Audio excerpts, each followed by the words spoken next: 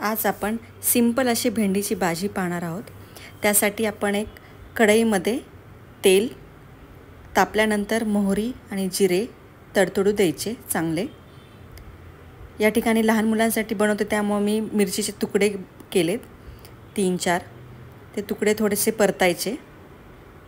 परतून झाल्यानंतर भेंडी चिरून ठेवलेली आहे ती यामध्ये घालायची आणि थोडीशी मिक्स करायची।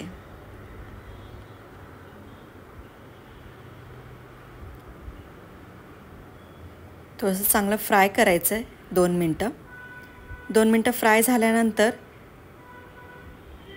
थोडीशी मऊ झालेली असती भेंडी, त्यामध्ये आपण चवीनुसार मीठ,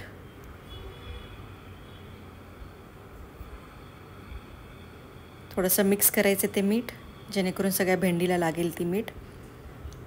यानंतर थोडंसं हिंग घालायचं, याच्याने चव छान येते, लहान मुलाला नक्की आवडेल। यानंतर अर्धा चम्मच हळदी आणि हे सगळं मिक्स करायचं आहे। हिंग आणि हळद चांगली मिक्स करायचं आहे।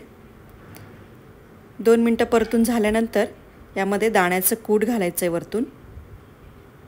दाण्याचं कूट घातल्यानंतर परत एकदा मिक्स करायचं आहे।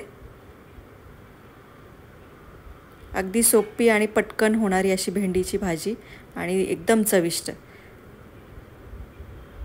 आणि सगळ्यात शेवटी कोथिंबीर घालून गरम गरम भेंडीची भाजी सर्व करायची। तुम्हाला ही रेसिपी कशी वाटली? अत्यंत सोपी, झटपट होणारी आणि चविष्ट। कमेंटमध्ये नक्की सांगा। धन्यवाद।